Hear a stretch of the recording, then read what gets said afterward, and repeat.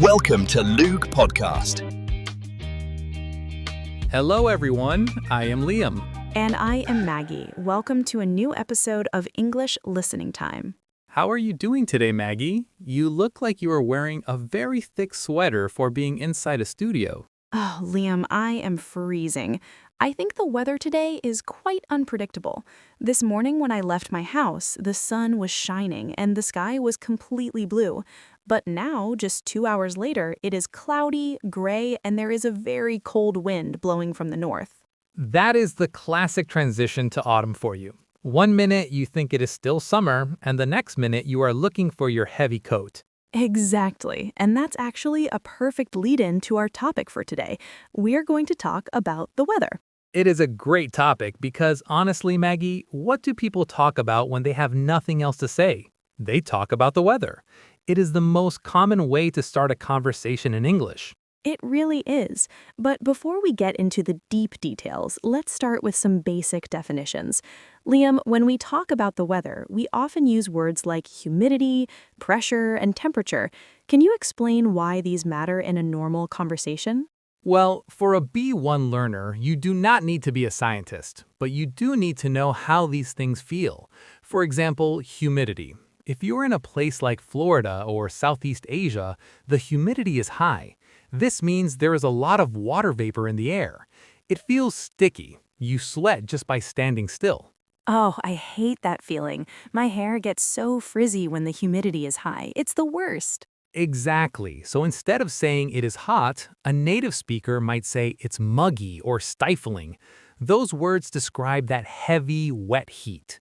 On the other hand, we have temperature. We use Celsius in most of the world, but in the United States, they use Fahrenheit. That can be very confusing for travelers. Wait, let me check if I understand that correctly. If someone says it's 80 degrees outside in New York, they are not boiling, right? Correct. 80 degrees Fahrenheit is actually a very pleasant, warm day. It's about 26 degrees Celsius. If it were 80 degrees Celsius, we would all be in big trouble. That is a very important distinction. Now let's move to our second subpoint, which is about types of precipitation. We all know the word rain, but there is so much more than just rain. You're right. There's a whole spectrum of wet weather. At the bottom, we have drizzle. Drizzle is very light rain, almost like a mist. You might not even need an umbrella for drizzle, but if you stay outside for 30 minutes, you will eventually get soaked. I call that annoying rain. It's not strong enough to justify a big umbrella, but it still ruins your clothes. Then we have a downpour. A downpour is a sudden, very heavy rain. Usually it starts out of nowhere and ends quickly, but it leaves big puddles everywhere. And then, of course, there's sleet and hail. Sleet is the one that's like a mix of rain and snow, right? It's very slushy on the ground. Yes, it's quite dangerous for driving because the roads get very slippery. Hail is different. Hail is actual balls of ice falling from the sky. Sometimes they're small like peas, but in big storms, they can be as large as golf balls. They can actually damage cars and roofs. I remember a hailstorm once when I lived in the countryside. The sound on the metal roof was so loud we had to shout to hear each other. It was quite scary, actually. I can imagine. Weather has a huge impact on our mood and our safety, which is why we spend so much time discussing it. That leads us to our next part. Liam, I know you travel a lot. Do you have a story about a time when the weather completely changed your plans? Oh, I have the perfect story for this. A few years ago, I decided to go hiking in the Scottish Highlands. It was the middle of July, so I expected mild weather, maybe a bit of sun and some light clouds. The forecast said it would be a clear day with a slight breeze. Usually July is the best time for Scotland, isn't it? That is what I thought. I started my hike at 8 in the morning. The sun was out and I was wearing a t-shirt and light trousers. But in Scotland, they have a saying, if you do not like the weather, wait 5 minutes. That sounds like a warning. It was. About halfway up the mountain, the sky turned a dark, bruised purple. The winds picked up instantly. It went from a breeze to a gale force wind.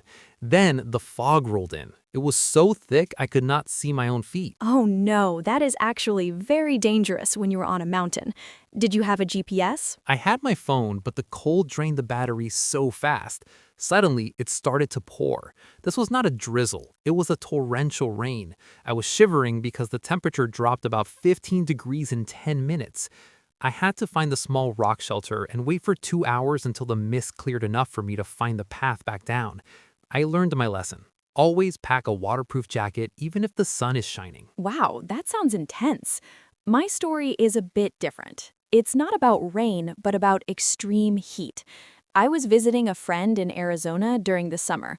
I'm from a place where 30 degrees Celsius is considered a very hot day. Arizona in the summer is like walking into an oven, right? Exactly. One afternoon, we decided to go to a local outdoor market. I thought, I'll be fine, I have water. But the heat there is dry heat.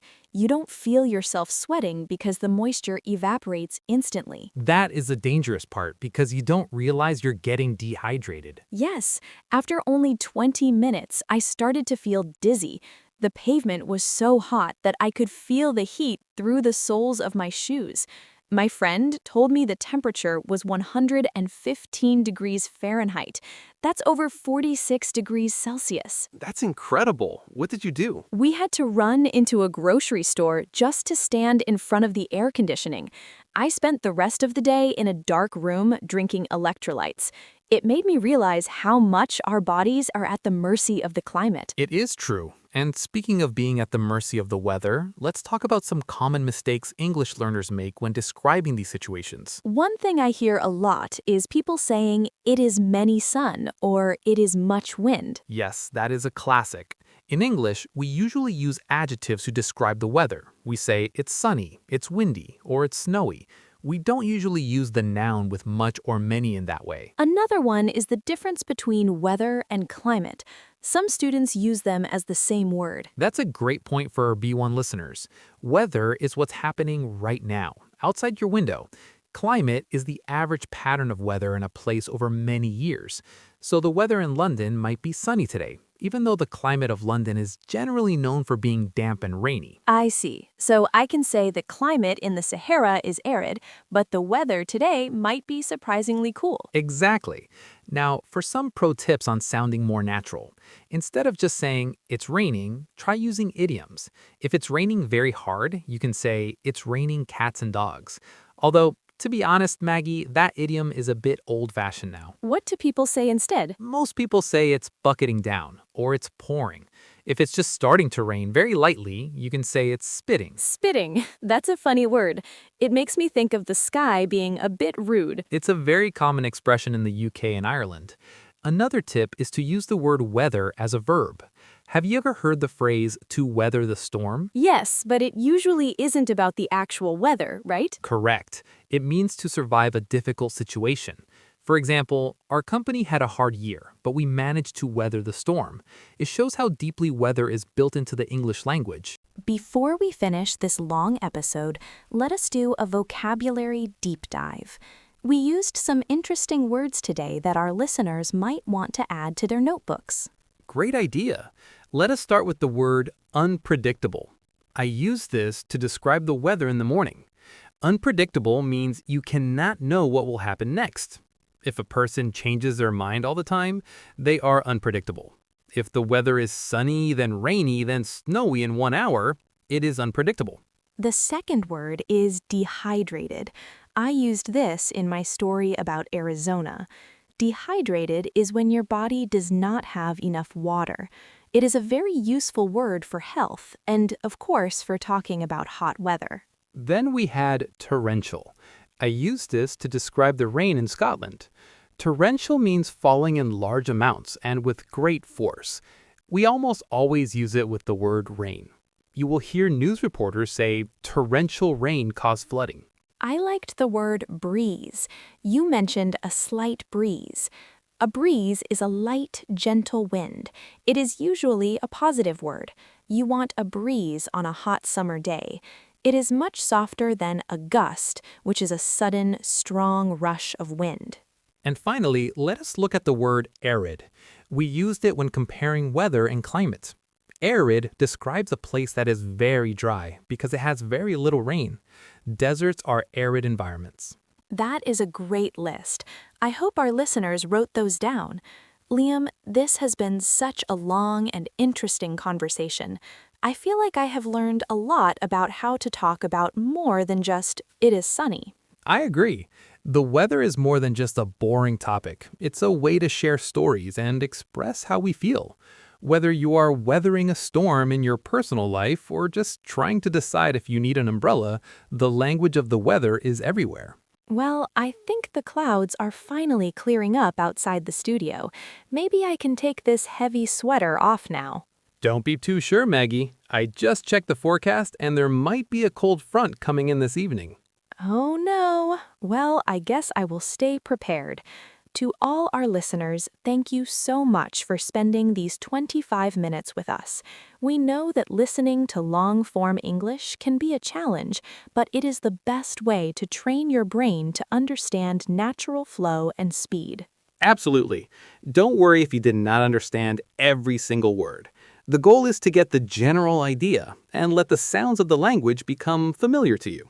You can always go back and listen to specific parts again if you want to practice your comprehension. We love hearing from you. What is the weather like where you are right now? Is it muggy? Is it freezing? Or is it just a perfect sunny day? Try to describe it using some of the new words we talked about today. We will be back soon with another episode of English Listening Time. We have so many more topics to cover, from food and travel to work and technology. But for now, stay dry, stay warm, or stay cool, depending on where you are in the world. Goodbye, everyone. Goodbye. See you in the next episode.